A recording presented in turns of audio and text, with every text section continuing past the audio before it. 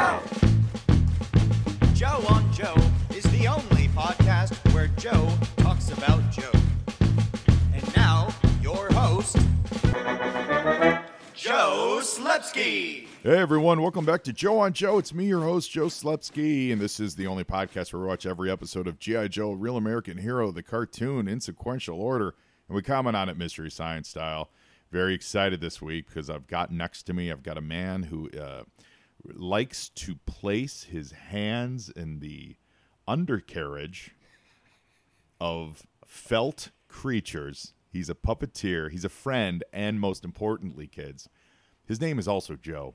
So we've got Joe on Joe today. Well, Joe and Joe on Joe. Joe I mean, Joe. We'll see how it goes. Joe and Joe on Joe.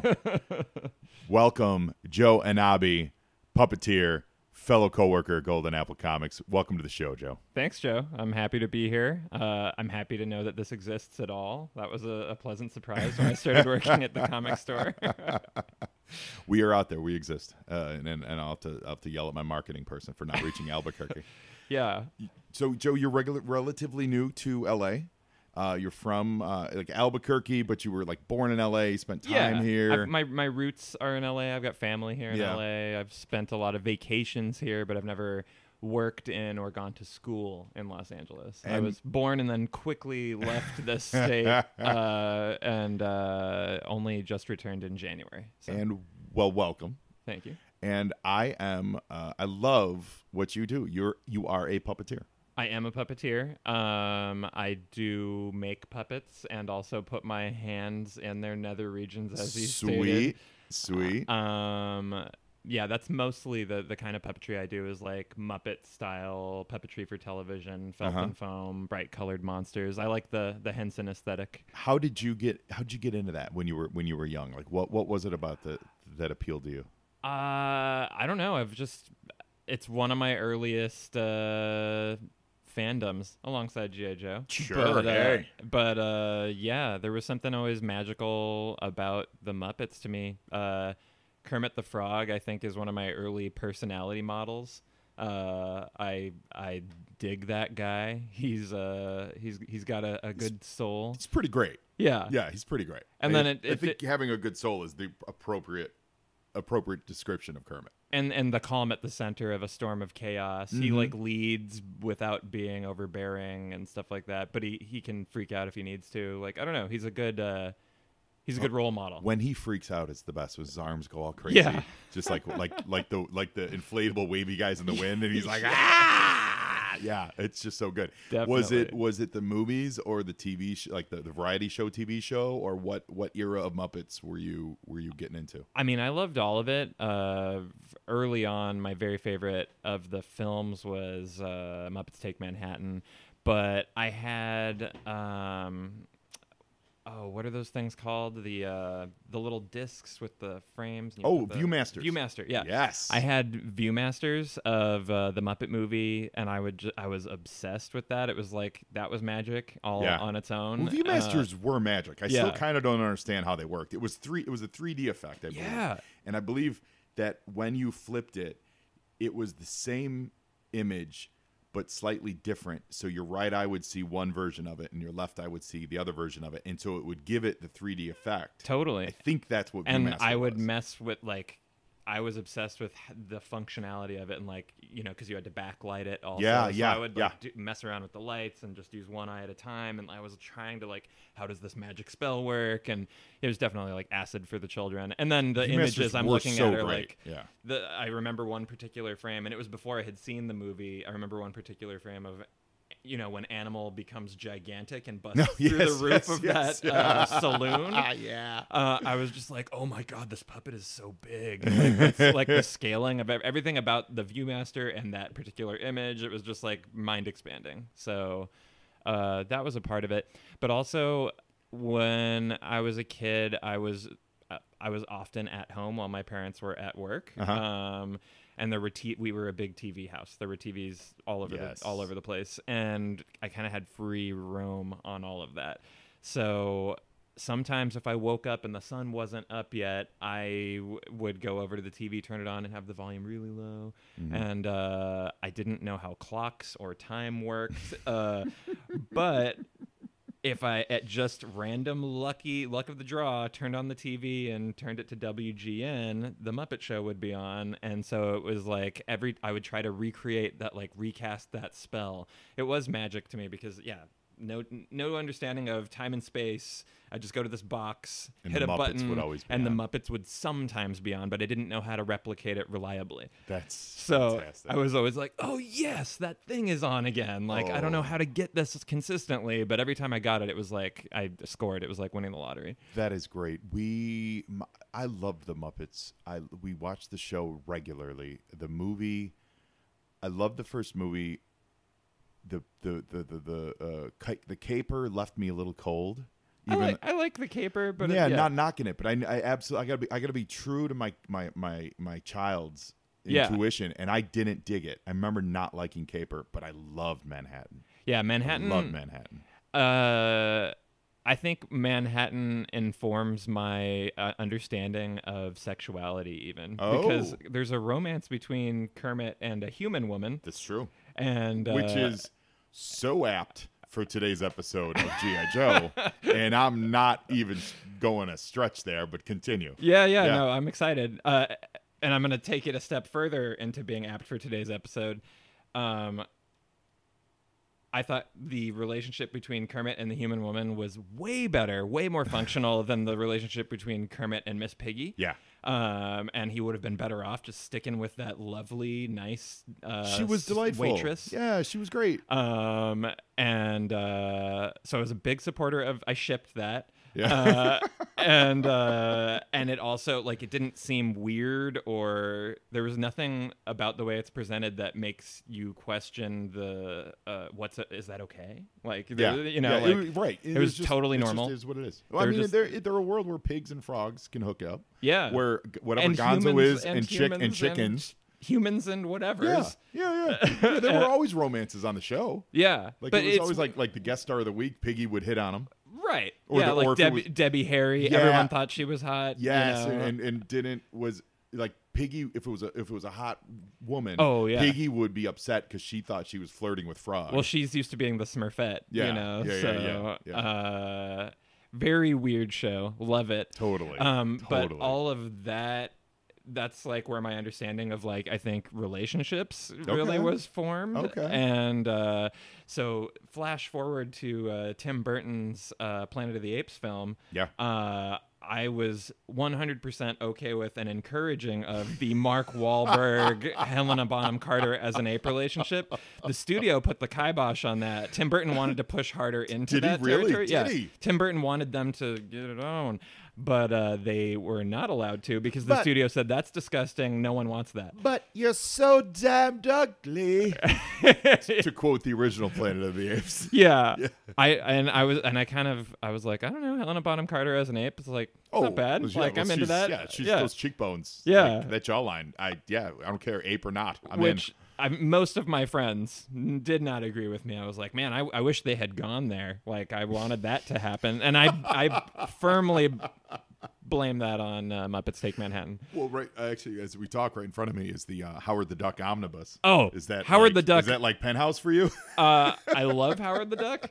Based, not solely, but I really enjoyed Chip Zdarsky's run on Howard the Duck. Recently. That was great. Yeah, so good for real. I haven't read a ton of the classic Howards. I've got some, but like I'm definitely not an expert on classic Howard. Super subversive for the 70s. Like, it's super anti-establishment. Like, shocking that Marvel put it out. And very sexual. Yes. Like the ones that I have, I flipped through. I'm like, dude, and that's where the movie got it from. Right. Yeah, Lucas the movie didn't make that up out of whole cloth. We're doing as much as we can from the book, and people hate that movie. It is so reviled. I love that movie though. I own it. I enjoy it, but I think it's objectively terrible. The duck boobs.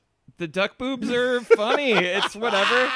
I mean, it's a world of ducks. They got to have something. It's true. There's it's true. duck people, duck men and women. Yeah, duck boy, or playbill, I believe is what it was called.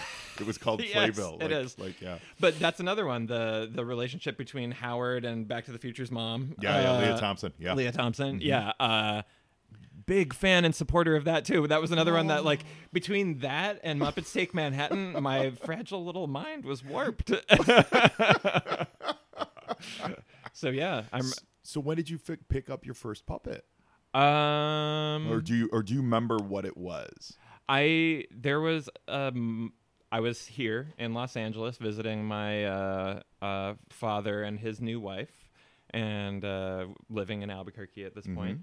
But I was already, obsessed with puppets, just didn't really have any of my own. And we were in, this, I don't know if it was Nordstrom's, but it was some like bougie store in the mall. And they happened to have puppets that were like, it was like the mascot of the store as a puppet.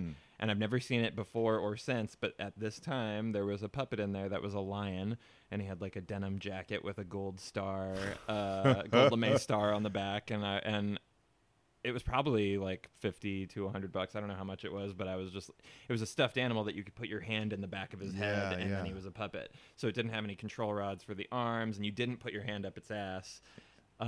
It was inferior in most ways, but it was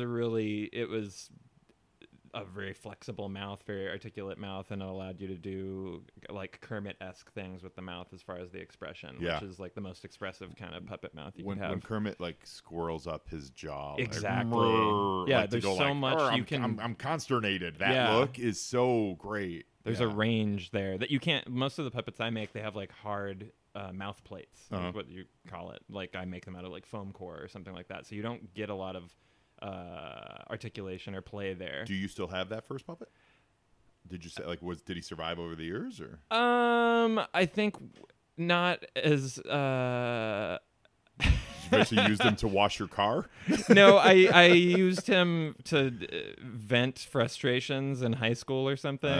He lost an eye to a baseball bat at one point. There was a period where I did not treat him well. It was like nightmares for the toys. There's you were the neighbor in Toy Story. Yeah, for a minute there. And so I actually still have his head. Okay. Which only has one eye. But I didn't his body's crap and he was in disrepair. But I was like, this head is still cool. Like the mouth articulation. Maybe I'll put it on another body at some point. That's important. So I've got his head somewhere. That's really great. It's a great totem. Yeah, that's awesome. So then, when did you start building your own? Like, when did you get into that? I started building my own actually. I don't know. It was probably like 10 or 12 years ago. Yeah. And I was in a rock band, doing rock band performance art stuff for about 7 years.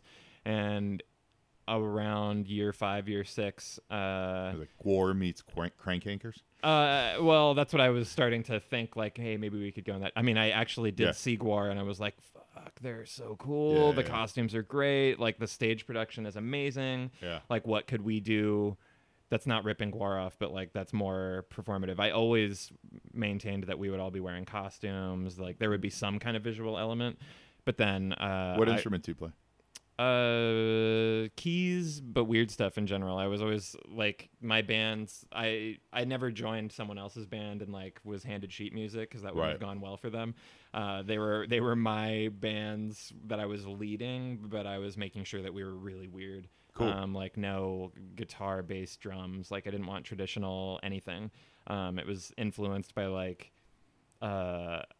Icelandic bands like Moom or... Well, you said you were a big Bjork fan. I'm a big Bjork fan.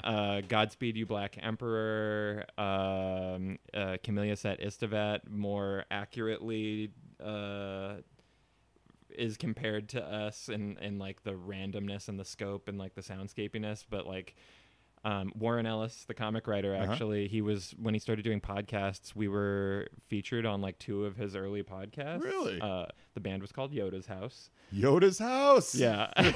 Always with the puppets. Always with the puppets. And yeah, he really liked our first album. And then he stopped responding once subsequent albums came out. I don't know. We lost favor with Warren Ellis. But I've got some really choice quotes of Warren Ellis praising our first tracks. Amazing. And yeah, he said, it's kind of like Godspeed You Black Emperor meets Animal Collective, or more accurately, Camellias at Istavat. And I was like, who's Camellias at Istavat? So I looked them up, and yeah, he was right. That's cool. Like, so really weird experimental noise soundscape stuff. We only used like voice as instrument. We didn't start using lyrics until like the last couple years. I was playing accordion to begin with, but as the lead, but I wasn't playing it the way an accordion would normally be used. I got an accordion that had a line out built into the piano key side, and I did not feel like miking the chord button side on the left, so I just used the bellows and the piano key side and ran that through like multi-effects pedals and created some like intense psychedelia and weird stuff. Yeah. And like and then like even drums, I made sure that there were drums all over the stage, but there was not a drummer with a full drum kit. Yeah. I wanted to break up the sound, make it more like intuitive and tribal and not like you would regular. There wasn't even a guitar in the band for the first like 3 or 4 years. Wow. It was always just like weird stuff, synths, marxophone, lap harps, and like Mark. He was my guest last week. I didn't know he was in your band. So, your first paying gig as a puppeteer, what was it? Oh yeah. So at the end of the band, I was like, oh, what if we did puppet rock operas? Yeah. So I started making puppets. I remembered I had this love of puppetry. Yeah. I stepped away from. I thought when I was a kid I was going to be a puppeteer. Yeah. But then Jim Henson died, and working with him was more my goal than just being a puppeteer. And so when he died, I kind of like lost focus on that. And then at this time in the band, I was like, I don't have to work with Jim to like honor his memory and like still like work within his field. And so I was like, what if I started building my own? I met some other people online that were building puppets, gave me some resources, and hated it. I was terrible at it. I couldn't make the thing that I wanted to. I was like, I'm gonna make a T-Rex, but I ended up making like a bean-shaped head instead. And I was like, I'm not good at this. I'm not immediately good at this. I want to just like put it away, put it out of my mind. I couldn't quite shake it though. A couple of years later, I came back to those unintentional forms and was like, how can I just finish whatever this is, even if it's not what I wanted to make? Right. And so I started to try to approach puppet making in the same way that I approached music. So I called it like the jazz of puppet making, and just like whatever the form wanted to be, that's what it would be. Amazing. And then those puppets, I started when I was working at, I'm working with you now at Golden Apple Comics. I was working at Astro Zombies in Albuquerque, New Mexico. Sweet. I was managing that store. Shout out to Astro Zombies. Yeah. Must have been a great store with Joe at the helm. Oh, it was a great store. It still is. Did you guys win awards? Didn't you? You won Yeah. like Retailer of the Year or something? Or what was it? We won like best comic store signage like 2 years in a row, and they retired the category at Cool. Diamond because they're like, no one's ever like, you won it 2 years in a row, the only 2 years this category's existed. And it was like worldwide. Like we were up against like stores in New York and Australia. Amazing. Were our like top competition, because there was a huge mural on the side of the building, and then it's on Route 66, so it's got like the old like big signage, like neon awnings and stuff like that. Like, you know what? I'm going to point a finger at Diamond there and go, listen, guys, you don't retire the category. You give Astro Zombies? Yeah. You give Astro Zombies like an emeritus award. Right. And name the award after Astro Zombies. Yeah, the Astro Zombies signage award. Yeah, and you pull you guys out of the running. And Yeah. do something along those lines and continue to honor the retailers. Because that's a good award to give. It's something for people to aspire to. Don't retire it just because someone done broke the game. Okay? Yeah. So if you're listening, Diamond, heads up, bring it back. Diamond, they've got a few things to tighten up here and there. They certainly do. Stop being a monopoly, Diamond. Stop being a monopoly. Seriously, a little healthy competition could serve the industry well. Speaking of healthy competition, we've got a healthy competition this week between Joe and Cobra. And it is who is going to rut with an animal the fastest. Joe, today's episode is Stuck on You. And we're going to talk a little bit about where I think it's pulling from as the show goes. But I'm going to warn you, viewers, trigger warning. There's a lot of bestiality panic jokes in this episode. Like, it is straight up fear of Cobra Commander being mated with, as you were talking about Planet of the Apes earlier, with a monkey. Is he? There's an ape that's a female gorilla chasing Cobra Commander, and she's in love with him. Is he still a snake man, or is? No, well, yes and no. He's in the armor that. Do you remember that silver battle armor that's kind of spiky? He's in that this whole season, and underneath it, he is scaly and yellow. Right. But he's a human. Okay. So he's not. He's snake-like. He's but a snake man. He's a human. Yeah, he's snake man. Yeah, he's totally snake man. So that's what we're dealing with, Joe. Listen, listeners, if you want to see what Joe is up to, you go to joeannabi.com. That's JoeAnnabi.com. From there, you'll see you've got videos. It's all his social media there's links. like a sizzle reel, if you will, Sizzler. and then some galleries and social media links. Galleries. Yeah. Puppets. And we can see what you do. And Totally. you're a puppeteer for hire. So if you guys are looking to do, maybe you're looking to do a puppet promotional video for your business. You know, you're out there listening, you run a comic shop or something, you hit Joe up. Because one, he knows how to run a great comic shop. And that's two, what I did with the puppet for, I think that was probably my first paid puppetry was at Astro Zombies. I did a comic review show every week. with puppets. With Foxy, my lead puppet. Is that, so that's Foxy's your... He's like, if I had a Kermit as far as what's been made so far, it would be Foxy. He's a little sassier than Kermit, but Sassy. Well, Sassy's good. But Sassy's good. Well, that's great. Foxy reviewed comics every week, and guys, I think that's he's a great guy for promo. I think that's a brilliant idea. So if you're listening, you're looking to do some promo stuff, reach out to Joe and hook him up. And while you're thinking about comic books, while we're all talking about comic books, you know what we should be doing? We should be listening to the Dreamer Comics podcast. It's our new sponsor of Joe on Joe. Oh, it's cool. Omar Spahi's podcast. It is all about breaking into comic books. He interviews someone in the industry who's functional, working, a working professional, but also typically from the indie side, so they know what it's like. They're fresh from coming up, and they've been in your shoes, the listeners, your shoes of saying, hey, I want to work in this industry. I want to do this. How do I break in? Whether it's comics, whether it's puppetry, whether it's filmmaking, whether it's woodworking, whatever it is, there's something you want to do. There's always a little barrier to entry. How do I achieve that? That's what Omar talks about every week on his podcast. So everyone go to dreamercomicspodcast.com and sign up and give it a listen. Tell them Joe on Joe sent you. And now, if we don't have any more plugs.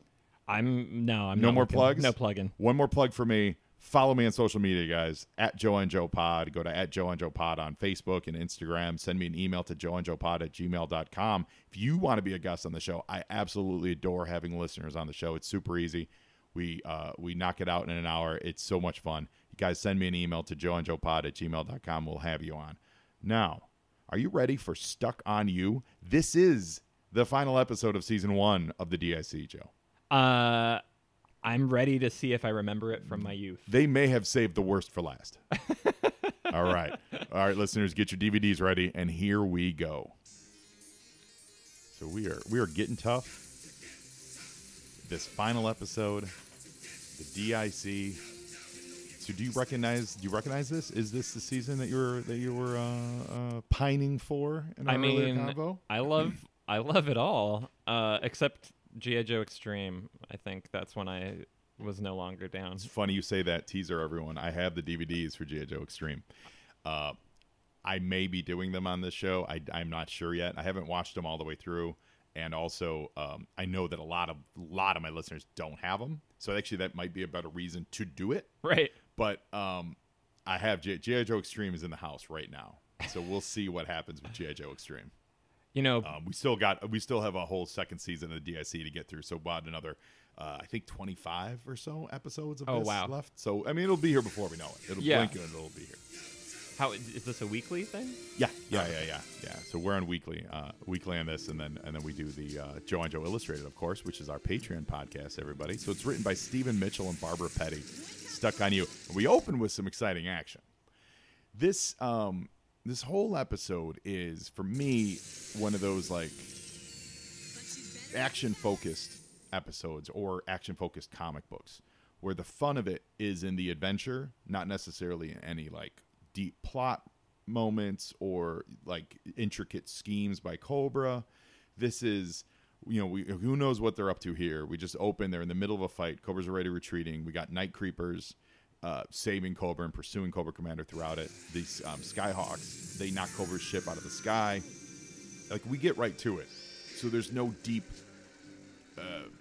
there's no through line to track. There's just sit back and enjoy the fun. Yeah. And then they layer in the bestiality, Joe. Well, you got to lay the groundwork. You don't just open on bestiality. Yeah, you don't just go there right away. So what kind of action figures did you have with G.I. Joe? Like, where were your G.I. Joe figures at? Yeah, so my brother, who's 7 years older than me, already had a massive G.I. Joe collection by the time I was alive. Mm-hmm. And so I made sure to destroy his Duke action figure every time he replaced it. I would just rip it in half immediately. Mm-hmm. And then he convinced my mom that I needed my own G.I. Joes so that maybe I would stop destroying his. That's a good argument and a smart argument. Yeah, because then you also just have double the number of Joes in the house. Exactly. Yeah. So yeah, do you have any idea how many Dukes you destroyed? I think I destroyed 3, and then he stopped buying that figure. Question then: was it just Duke that you hated? It was just I didn't even hate him. I don't remember Maybe it. Like you loved him so much. Yeah, I think I loved him. Yeah, but yeah, I was really focused on that one. For some reason. Did you then destroy your own? We never had another Duke after I destroyed the third one. And then there were no other destructions of other characters. It was just Duke. No, I mean, sometimes things happen. G.I. Joe's, the O-rings got to get replaced and whatnot. You play hard. Yeah. Play hard, plastic hard. That's right. Here we go with the introduction of just one of the worst animated, not since the Ghostbusters cartoon have we seen a terribly animated gorilla like this. This gorilla is quickly falling in love with an upside down Cobra Commander. He had parachuted out of his plane and he got caught up in the parachute. Meanwhile, Pathfinder, who I like generally as a character, even though, do you know what his accessory was? No. A weed whacker. And I'm not kidding. He came with like basically a weaponized weed whacker that he could cut through the jungle with. But essentially it was something that you would use on your front lawn. Well, they wanted to get you feeling practical. What? Yeah, that's an awkward pose. Yeah, so Pathfinder is making friends with a kitty cat, and the kitty cat's mother. And we're talking like, is that a tiger or a mountain lion? Mountain lion. It's probably a mountain lion. Yeah, you're probably right. That was great though, but that's how they carry it. That makes sense. But listen. So that mountain lion just caught the cub. The mother caught the cub in her mouth. No, it is a lion. Well, that's. Okay, so we're talking lions. Lions. These are lions. I would have half expected DIC to animate her catching them with her actual hands, her paws. Like her paws. Yeah, I would have half expected to see that. So I'm happy to see she used her mouth. And Pathfinder finds Cobra Commander trussed up. I'm so glad you decided to Now, do you have any of your toys left over from when you were a kid? Like, do you still have them somewhere, like at your parents' house? Or? I don't think I have any of my G.I. Joes left. I've got one of the only toys. I've got a few toys left from my childhood. I think I've got some Ewoks. Sweet. I've got a Martian Manhunter Chief from Sherpa, maybe Princess Nisa. I think I just have. It's not Wicket. No, it's Low Chief Gray? Sherpa. I had a Chirpa and a Low Gray. Yeah. And then I had a Martian Manhunter from the DC Superpowers. Oh, awesome! line. Yeah, very cool. I think that's it. Yeah, no Joes made it. Yeah, well, Joes were meant to be played with, Yeah. like that's it. And okay, so here we go. Pathfinder just handcuffed himself to Cobra Commander, and this is where we get into shades of the Defiant Ones, right? Which is a film with Sidney Poitier and I just looked it up. Who did I say it was? Sidney Poitier and. Anyway, it was about two prisoners who Tony Curtis, that's who. Two prisoners, they escape and they're shackled, and one's African American, one's a white guy, and the white guy's racist, and they have to make their escape from prison while not killing each other and kind of figuring that out, right? And the movie is from 1958, and the reason they're totally doing that in this episode. But the reason why it's also important and resonant is the Defiant Ones is who Ron Friedman stated was an influence on the plot of the G.I. Joe movie, the animated movie. Right. Where Roadblock and Cobra Commander were kind of hooked up with Commander turning into a snake, and he was on Roadblock's shoulder, and they had to escape through the muck and the mire to get out of Cobra Law. That he is on record saying was influenced by the Defiant Ones. So I think that movie was just it is a classic, but I think it just at this time it was really resonant to a lot of these writers and everything. So I think that's really cool that they kind of bring that back. Also, what was the Tim Robbins? Was it Tim Robbins and Tupac? Oh, no, it was Tim Roth and Roth? Tupac. Roth? Gridlocked. Gridlocked. I think might be a remake of the Defiant Ones. You know, Yeah. Great movie. Great movie. Yeah. I said that I was describing the movie earlier, and you came up with Gridlocked, and I was like, no, I'm talking a classic. You're like, that's classic to me. So they're trying to make their way out of the jungle. Meanwhile, they're pursued not only by Cobra but by this amorous ape. You destroyed all our radio equipment during the attack. Yeah. So they've removed any sort of racial overtones from the concept, but right after Pathfinder handcuffed them together, I didn't hear the full thing that Cobra Commander said, but I think he said, "I'm not looking for a boyfriend." He definitely said boyfriend. Oh, yeah. So there's definitely Gay panic. There's There's total gay panic and bestiality panic in this. Yeah. Like it's Pathfinder was inviting the bestiality, though. That cub was crawling on him. well, yeah, in a more gentle way, in a seductive way. He was like, "Oh, yeah," and he's like, "Oh, do you read Howard the Duck?" Because I read Howard the Duck. So we're gonna go to commercial with a bunch of night creepers parachuting into the jungle. Today's file card features on Destro's general, codenamed Voltar. Voltar was an extremely successful mercenary commander. In fact, he was too successful for his continued presence to be tolerated by the provisional governments, revolutionary councils, and military dictatorships that employed him. He could pluck victory from seemingly imminent defeat in complete defiance of the odds, always just one step ahead of the disaster, never looking back. Winners never look back. Quote, he has that quality I admire most in a general. You know that Napoleonic anecdote? The marshals of France were extolling the tactical prowess of a certain young commander. The little corporal cut them off tersely. All very well and good, but tell me one thing. Is he lucky? And that's what Destro had to say about Voltar. Voltar is a conundrum, ladies and gentlemen. He is borderline very cool. They talk, his file card says he's proficient and he's capable and all this stuff, and yet he is wearing hot pink and has one of it's just the corniest looking helmets I've ever seen. His right eye's missing, which is always fun. An eye patch is always fun, especially on a Cobra. He also comes with a Condor, which is very cool, but I'll say this, they don't name the Condor.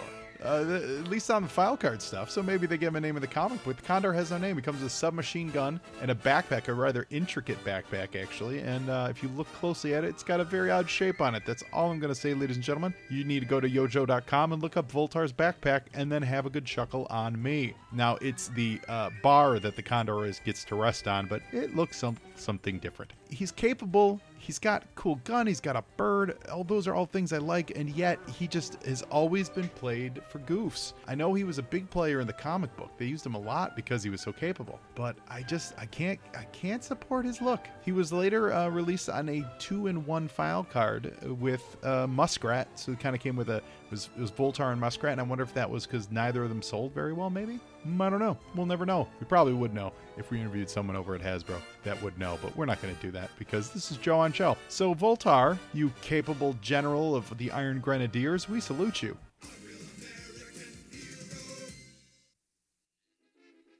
So we've got the Night Creepers, and the Joes are looking for them too. They're in their Skyhawks, and these are the Sky Patrol Skyhawks, so they're silver coated. I never understood why they would want it. One, the chrome coating on a plane would make it super heavy, I think. And two, assuming they solve the weight problem, Big Ben, this is Duke. why would you want your plane to be super shiny and reflective so you can see it easily? To instill fear in the hearts of your enemies. Is that it? Yeah. Or you could say to make it laser proof. That too. But I don't think it is laser proof.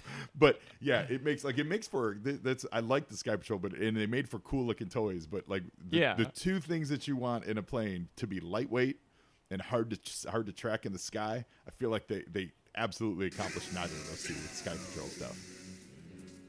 We had Big Ben show up. He's one of their English recruits, so he's like from MI6 or something like that. Okay. So that's exciting. They're going for a more international flair here at the end of the DLC series. Pick it up, let's go. Yeah, and Cobra Commander is running from his paramour. His quote-unquote girlfriend. Yeah, and meanwhile, this lion is still hunting Pathfinder. I don't think for amorous reasons. Non-romantic. Non-romantic. And of course, the always stealthy purple ninja. Also chromed out. Yeah. See, literally chromed out. There was a glint off of his uniform there. Like that his visor, his sweet 80s visor. That is the last thing you want in being a stealthy ninja. These are undertows. Remember, if we're the first to rescue the commander, there'll be big bucks for all of us. That voice is awesome. Did you just hear that? Yeah. Hey, everybody. Like, that's just fantastic. Apparently, voice acting was a less pursued career at that time. They didn't have as many voices to pick from. Well, it was all Canadian. It was all Canadian at this point. So, the Loathsome Beast has caught up to Cobra Commander. I think she's kind of cute. So, is this... And yeah, see? And Pathfinder is consistently He's showing some colors here, man. So is this the era? Did you watch more than just Operation Dragonfire, or is this like, were you watching maybe not this specific episode you remember, but like were you watching this stuff? Yeah, I watched all of G.I. Joe, all of it, repeatedly. Yeah, because I got personally, I was out of it by the time this stuff started airing, so a lot of this for me is new to me.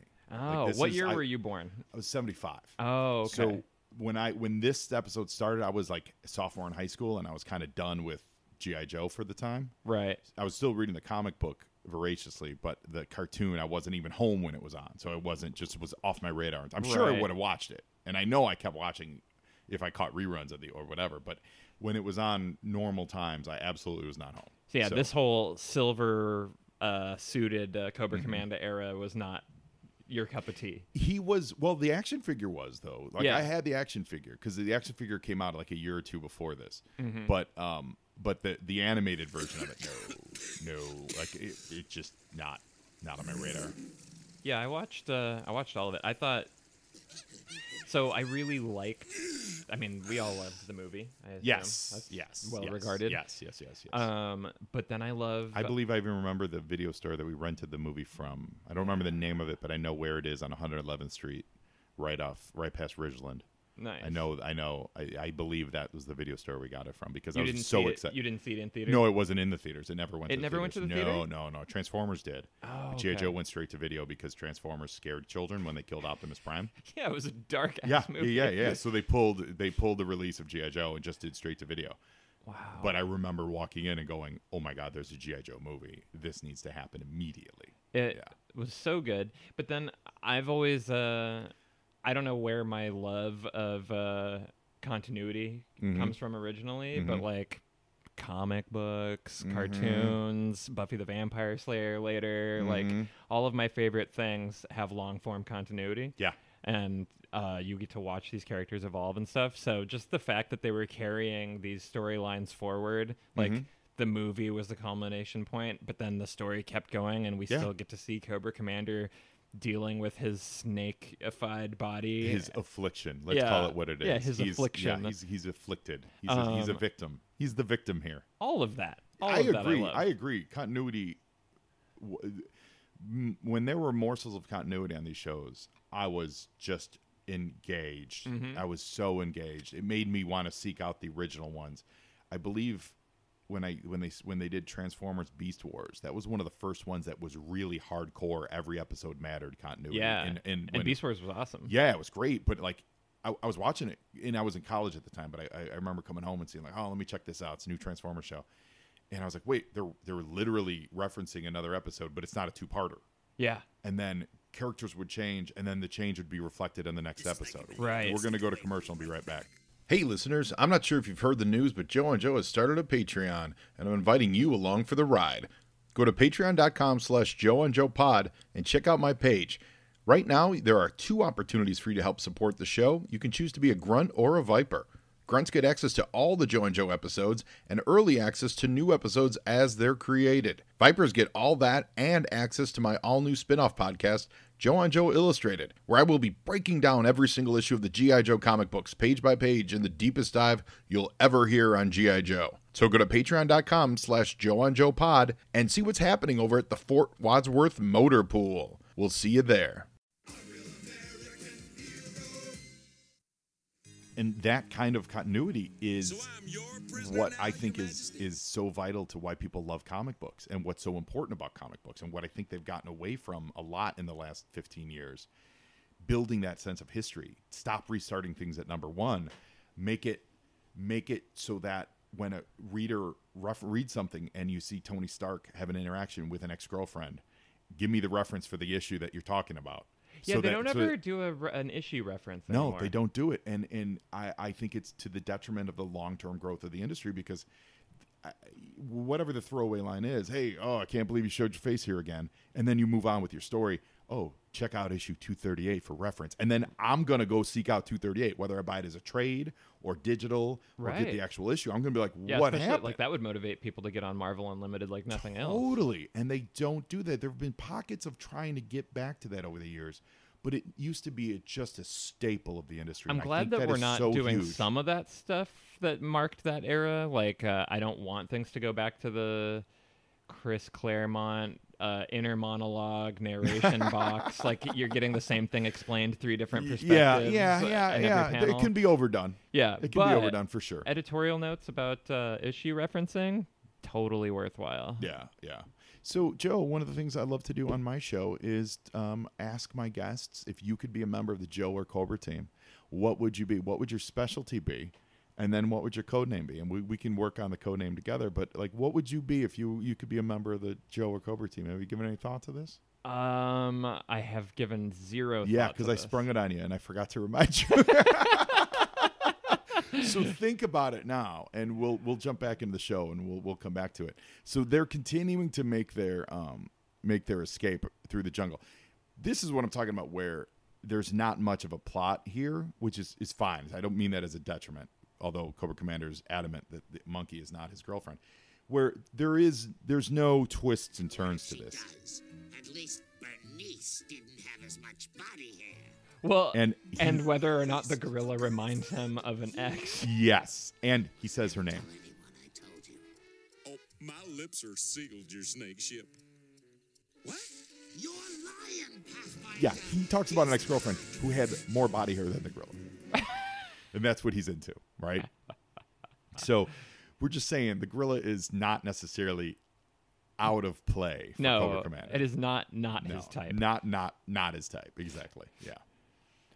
They do a good job climbing the tree, though, handcuffed, to get away from that lion. The lion looks good. The animation is absolutely sparse and cheap, for real, though. It is not... Yeah. That lion, not very... not trying super hard. No, he's really not. He's giving them their time. Yeah, there's not a lot of motion and not a lot of movement. But I would say the design of it is solid. I don't necessarily like the design of the monkey or the ape. I think the ape is too just bulbous and like there's not enough detail on it. It looks like a blob of gray chasing them. Yeah. Wow. But she is damn sexy, and that's for sure. That is for sure. Whoa, they just swung on a vine in a way that must have inspired Indiana Jones and the Crystal Skull, because that was total bullshit. I'm sorry. No, it was BS. It really was. No, you're right. It's cartoon vine work, which is I'll let that go. You know. They just swung like a mile on one vine from a tree to this very far away. And then you see, and when you see the animation, the angle of the vine is still pointing in the wrong direction. Like if you start on a swing and it's pointing to the left, when you finish the swing, it should be pointing to the right because you've now gone the whole arc of it, and that's not what happened. Let's see if they fix that on the ape's swing. Oh, that ape, that monkey is back. Hey. Oh, it's a good swing. Better it's vine better animation. Swing. Yeah, I guess that's a better. I guess the when the ape first appeared, it was a little blobbier. It's not. Wow, that monkey, gorilla, too many animals here. The lion is really going after Pathfinder. Meanwhile, Pathfinder was chill with his kid. Wait a minute. Pathfinder was totally chill. Animals don't like it when you touch their babies. No, they really don't. You know what? Neither do humans, unless you know the child. Just going to throw that out there. Humans are animals. I am not a person to just walk up and touch someone's child unhidden, but people do it all the time. I think Rebecca does a little bit. Really? Yeah. Well, because I mean, everyone loves kids. Kids are great. Yeah. But there's this. Even if you know someone and you they're pregnant and you go, oh, let me touch your that whole move. It's never occurred to me to be a thing to do. I am not interested in doing that. No, I am not. That's your thing. I get it. You got a baby in there. It's a wonderful miracle. I'm not going to go interfere in your body and just walk up and touch you. And if so, you should send your lion after me, like in this episode. In most cases, I don't walk up and touch people unsolicited. I had a friend I used to work with. He's a weird dude. He met my then girlfriend, and I'm not even kidding you. He touched her eyeball. He was trying to make a weird joke about, man, I don't know what the joke was, but the result of it was his finger touched her actual eyeball. And she was freaked out. And she was like, don't you let him near me. I don't know what. And I'm like, he's a weirdo. Yeah, it was weird. Did she close her eyelids in time? She recoiled. Yeah, no, he was able to touch her eyeball. He touched the ball. Yeah, because it was so that's not what I'm expecting. It was just caught everyone by surprise, and it ended up being finger on eyeball. Wow. Very strange. That's some personal space invasion. Totally, right? That's the fact that I still remember that, and that was 15 years ago. It was just a weird moment of, you have no boundaries, dude. You have no boundaries. So, question for you. We're going to come back to your character. Are you excited for the Happy Time Murders? Oh, I'm very excited for the Happy Time Murders. Yeah. I think Henson Alternative is a really good thing. The makers of the film do an improv showcase thing at the Henson lot maybe 2 or 3 times a year. Is Henson Alternative, is that just a phrase, or is that an actual name of a group? It's an actual name of a group that Brian Henson does, the Puppet Up group through. That's the thing where they have the improv nights at the Henson Studios. And then they also had a short-lived Vegas run of the Puppet Up show as well. But it's that group of collaborative, rotating cast of improv puppeteers that collaborated on this film with Brian Henson directing. I believe this is his directorial debut. Cobra Commander was finally kissed, by the way. We just got a smooch. But yeah, Brian Henson. So Jim Henson Henson's directed son, this. Jim Henson's son, I believe, directed the film. He's also the main puppet character. He's a detective who's investigating the murders of these characters that used to do a children's television show together. If he's involved, then why did... There's Duke. Please don't rip the screen apart. I can't help it. If he's involved, why did Sesame Street have that brief moment of anger with the thing? Well, the promotional company that's involved with advertising. Even a strong gorilla can cry. A single gorilla tear. But yeah, the company that's doing the advertising campaigns for Happy Time, the tagline for the movie is all Sesame, no street. Right. And to me, that is a very clear delineation of what it is not. Yeah. But they thought that it was a negative association, and more importantly, they actually had parents who were Sesame Street fans, with toddlers and whatnot, contacting them and saying that they were disgusted by this thing that the Children's Television Workshop is clearly associated with, and they were like, no. Yeah.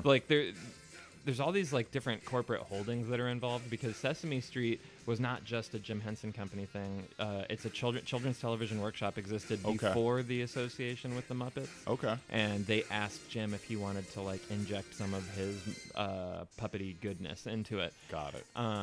So the characters. So regardless of whether Henson was his son was involved, CTW is going to be involved anyway, regardless who's directing, because they're trying to protect their. CTW just wanted to make sure that they could say that they did something. Yeah. I think that whether right. or not they actually, like, they weren't suing for money or whatever, they were suing for them to stop using that language, that slogan. And I don't know that they actually cared, but they had to at least pretend to care because they were responding to backlash. And as these things go, you pretend to care for long enough until it doesn't matter anymore, because then the movie comes out and life moves on, and people stop being upset. Parents don't care. Like, a lot of parents don't care. A lot of parents brought their kids to see Deadpool. Listen, I was just gonna say that those same parents are letting their kids watch and read Deadpool. Right, like, and The Walking Dead. Like, oh, my kid loves The Walking Dead. Like, or like, we're at the comic shop. People tell us these things all the time. Like, oh yeah, my kid's obsessed with horror, and it's like a 5-year-old. I usually bite my lip, but there have been. I'm getting a little more vocal as I get older, and I don't have any kids, of course, but I'm getting a little more vocal with calling out, like when parents say stuff like that, of me just showing my surprise and going, wow, that's a choice. Oh my God. So you've had time to think. We'll start. Here's what we do when we frankly, it's when I forget. So what we do is we usually start with what your thing is. So I think if the answer is clear, I think you need to be some kind of puppetry soldier, right? Maybe, but also, is there a scientist soldier? Sure. Dr. Mindbetter was a scientist. Nah, he's a bad guy, though. Oh, and you want to be? Well, you can be a bad guy. You don't have to be a good guy. Oh, okay. Well, I'm a good guy. I feel like we've had a lot of good guys. For a few months now, all my guests have been like, oh, I would never be on Cobra. I'm like, yeah, some of y'all would be on Cobra. Okay, but my you would be a good my guy. life models, I don't know if you did life that model decoys. Right. Did you do that thing where you're like on social media, you post a picture of like 3 characters in media that represent you? Okay. Did you do one of those? No, I don't.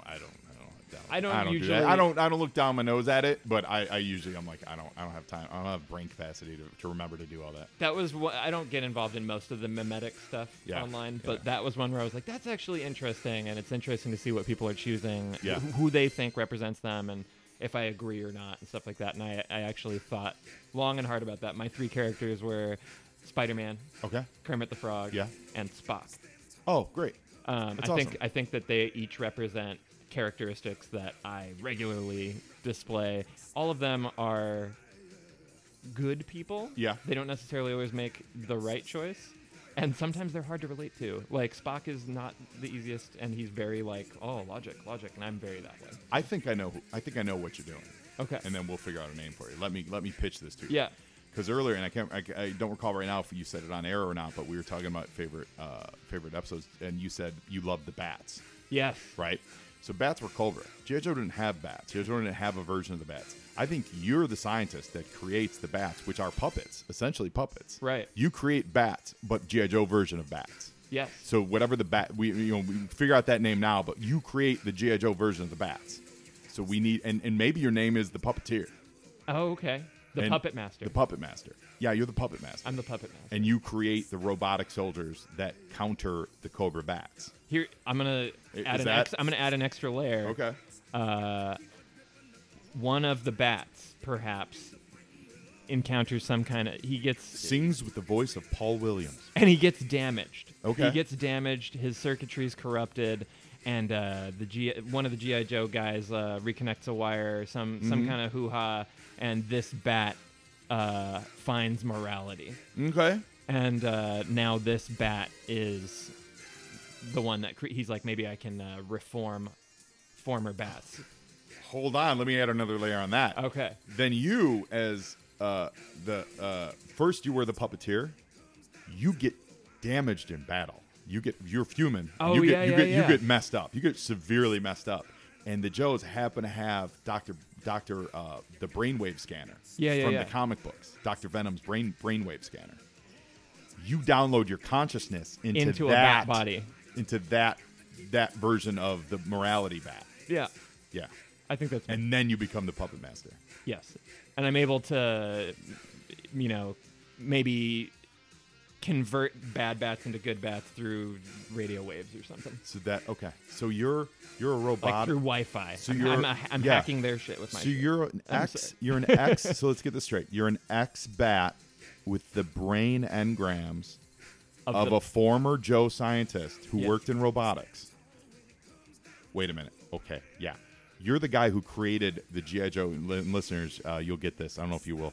They were called pack rats, and they showed up very briefly in the cartoon, but they were one of the early toys. They were motorized robotic weapons. So there was a machine gun, a flamethrower, and there was a third one. I forget what it did. Maybe a laser gun. And they're autonomous weapons. Yeah, autonomous weapons. They would go out in the field, and they had wheels, and they were little action. They were toys that sold. They came in a 3-pack, and they were just little cheap plastic versions of vehicles, and they were called pack rats. Someone had to invent that. That's what you did. You invented the pack rats. You didn't invent like a robotic version soldier for the Joes. You invented the pack rats. Right. Then you got damaged, and your brain was put into the body of a bat, and now you're a good bat fighting to save and reform bats. So you're slowly, as you go out in the field, converting the bat army to the Joe side. Yeah. And it's one of those things where like their red eyes turn to blue when you convert them good, you know? Exactly. Yeah. You like that? Oh, yeah. And is your name Puppet Master? Is Puppet that what we're going to go with? Oh, yeah. Dude, Puppet Master, welcome to the Joe on Joe team. Thanks, Joe. That's very exciting. That's very exciting. I love this. This is very exciting. I love that origin. You're the scientist who created the pack rats, who then got damaged in a battle and died. Your body's dead. Body's dead, but your brain the brain engrams. where they had moments to they put threw my him brain in the brainwave scanner. Yeah. They downloaded his brain. His body died. It's like RoboCop meets a million other things. Yes. Ladies and gentlemen, this was fantastic. Joe, thank you so much for being on the show, man. Oh, it was my pleasure. I hope you enjoyed it. I hope Cobra Commander found love. I think he did. The gorilla was sad, but if this really, sometimes the order on the disc is not exactly the order that they show it on air, so I'm not 100% sure. But imagine this was the last episode they showed before you had to wait a year for new episodes. You were just left with this cliffhanger of what that crying gorilla is the last image you see, and will that crying gorilla ever find love? Probably not. Probably not. I don't think so either. He's looking for love in all the wrong places. Listeners, thank you so much for listening. This was fantastic. Joe, thanks for being a guest on Joe on Joe. I should say Puppet Master. Thank you for being a guest on Joe on Joe. Oh, and what's your code name? Oh, my code name, as we established last week, I've changed my code name. My code name is now Old Style. Old Style? Old Style. Okay. I'm a heavy machine gunner, but my primary operative thing is to reflect on old stuff. So remind people of better time, or do you say back in my day? Yeah, I say back in my day a lot. I say, you remember, this is just like that battle we fought, blah blah blah. This is like that time Cobra attacked the pit. I reference old issues, kind of like my You're a bard. Yeah, I'm a bard. I'm Cliff Clavin. Yeah, do you remember? This is just like that time this happened. That's my name, Old Style. So this is Old Style signing off for Puppet Master. Now you, Joe, and Joeing is half the battle.